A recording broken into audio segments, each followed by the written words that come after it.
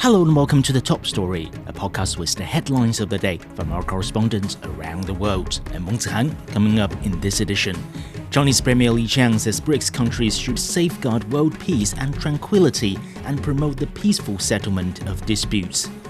Rain-triggered floods in the U.S. state of Texas have killed at least 82 people. And Monday marks the 88th anniversary of the Lugou Bridge Incident, which marks the start of Japan's full-scale invasion of China and the beginning of China's whole-nation resistance war against Japanese aggression. We begin in South America. Chinese Premier Li Qiang says BRICS countries should strive to become the vanguard in advancing global governance reform. He made remarks at the session on peace and security and reform of global governance at the 17th BRICS Summit in Rio de Janeiro. Premier Li called on the bloc to safeguard world peace and tranquility and promote the peaceful settlement of disputes. He said BRICS countries should uphold independence and self-reliance and play a greater role in building consensus and synergies. The Premier added that they should also focus on development, bolster the drivers of economic growth, foster inclusiveness and advance exchanges and mutual learning among civilizations. Leaders taking part in the meeting said BRICS countries should enhance solidarity and coordination, defend the UN Charter, uphold and practice multilateralism, and further promote common development, global governance, and lasting peace and prosperity. Lucrecia Franco has more from the Brazilian city. Against a backdrop of uncertainty, BRICS leaders are gathering this Sunday and Monday in Rio de Janeiro for talks focused on global security and trade. Chinese Premier Li Qiang arrived having held a bilateral meeting with Brazil's President Lula da Silva on Saturday. The two strategic partners agreed to cooperate on using artificial intelligence to improve agriculture production in both countries. Lula also invited China to join an initiative to protect the world's forests. Without naming the United States, Brazil's president opened the meeting with a warning, saying multilateralism and sovereignty are under attack. Hard-won achievements, such as the climate and trade regimes, are under threat. In the wake of the worst health crisis in decades, the global health system is facing an unprecedented assault. Absurd demands over intellectual property still restrict access to medicines. International law has become a dead letter, along with the peaceful resolution of disputes. Lula continued calling for Israel to halt its actions in Gaza and for the creation of a Palestinian state. He also denounced the violation of Iran's territorial integrity, just as he said he denounced the violation of Ukraine's territorial integrity. NATO's recent decision is fueling an arms race. It seems easier to allocate 5% of the GDP to military spending than to deliver the promised 0.7% for official development assistance. This shows that the resources to implement the 2030 agenda do exist, but they are unavailable due to lack of political will. It is always easier to invest in war than in peace. Lula finished by saying the only path forward is through dialogue and once again offered the UN Friends of Peace group, which was created by Brazil and China, as a vehicle for mediation of the conflicts. A second afternoon session included the heads of state from the 10 BRICS partner nations and focused on strengthening multilateralism, trade, and the ethical use of artificial intelligence. Wrapping up the first day of the summit, BRICS leaders released the Rio Declaration, a joint statement positioning the bloc as the voice of the global South, advocating for inclusiveness, sustainability, and a world order grounded in international law. That was Lucrecia Franco on the BRICS Summit in Brazil. In North America, the rain-triggered floods in the U.S. state of Texas have killed at least 82 people. The disaster is described as one of the worst flooding in the history of the state. Nisa Soledad Perez spoke to a survivor in Kerrville to find out more. For a third day, search teams are hoping for a miracle as rescue operations continue along the Guadalupe River. The Blue Oak RV Park was literally swept away by floodwaters. Honestly, if my husband hadn't been awake, I think it could have been a different story. We were worried about leaks in the RV with the heavy rain, and he heard screaming outside and came and woke me up immediately, and we had to be out of there in about 10-15 minutes. The hardest part was there was a little boy who started floating downstream, and he was screaming, asking for help, but there just wasn't anything anybody could do at that point. How did you feel at that moment? I was about to jump in, and my husband had to hold me back. He said, "You're going to go too, and there's nothing you can do if you jump in." I didn't know how I was going to live with that, and thankfully, by the end of the day yesterday, I saw his face online, and he had been rescued. The devastation here reflects the broader tragedy unfolding across this region. Fatalities are now in the dozens, and several girls from a Christian summer camp remain missing. Cadaver dogs have been working the area near Camp Mystic, where the girls were last located. Texas Governor Greg Abbott has issued a disaster declaration for 12 counties as rescue operations continue around the clock. While officials couldn't confirm an exact number of those who remain unaccounted for, some of the hundreds of people rescued in the last 36 hours were found hanging onto trees for their lives, according to Governor Abbott at Saturday's news conference. The search continues at this site and other sites along the Guadalupe River as families wait for word about their loved ones. That was Nita Soledad Perez reporting.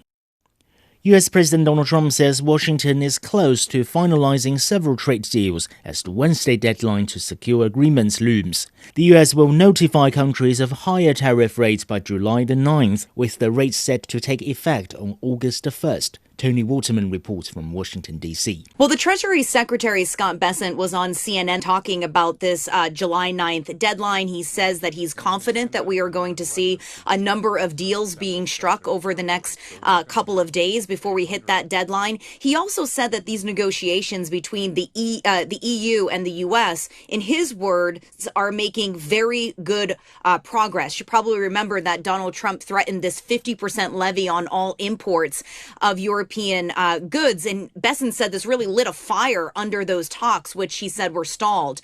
The negotiators are working through the weekend. It's very unlikely, though, that we're going to see any sort of trade deals, whether it's with the EU or these dozens of other countries.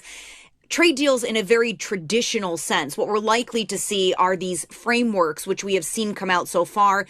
Two frameworks, one with the UK, one with Vietnam, and also this truce with China. I think for the Europeans, what they're trying to do is make this decision about whether they're going to avoid a trade war at all costs, or if they are willing to be straddled with a bad deal. The deadline is July 9th, but just to let you know, Scott Bessent saying that these letters that the president is sending out to these countries, telling them what their tariff rate is going to be, that those are actually going to take effect on August 1st. So there could be a few more weeks to this. It's very confusing, and it's hard to get really clear answers on when exactly this new tariff regime is going to take place. That was Tony Waterman in Washington. Turning to the Middle East, Gaza's health authorities say a new round of Israeli airstrikes killed 80 more Palestinians and injured over 300 others. The strikes hit about 130 sites in Gaza. Over 6,800 Palestinians have died and over 24,000 have been injured since Israel resumed the military operation in Gaza on March the 18th after a brief ceasefire. Israel issued an evacuation order for Khan Yunis in southern Gaza on Sunday. Rami Al-Maghouri reports. In a new freshly ground Israeli airstrike, a shelter school in Gaza City's western part of Al-Shati refugee camp to the west of the city was reportedly hit by an Israeli airstrike.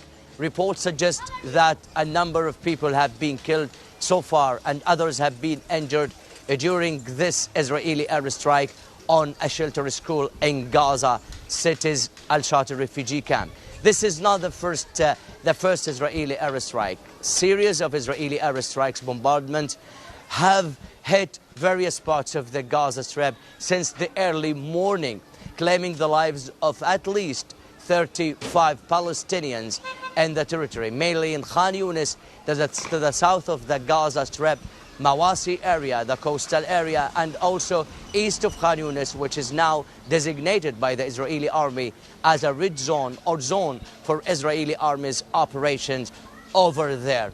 A number of those, 8 of them, were killed during getting some aid supplies on the location of the Gaza Humanitarian Foundation, that is a U.S. NGO backed by Israeli army. Or a large number of those killed are women and children and civilians who are said to have been paying a high price for Israel's actions against Hamas. That was Rami Al-Maghari in Gaza City.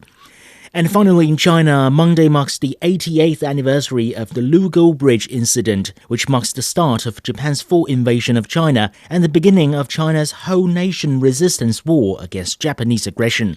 The incident happened when Japanese troops attacked Chinese soldiers at the Lugou Bridge in Beijing on July 7, 1937. The Museum of the War of Chinese People's Resistance Against Japanese Aggression in the Chinese capital held a ceremony on Monday to mark the occasion. Nearly 600 people attended the event, including relatives of war heroes, students, government officials, and military personnel.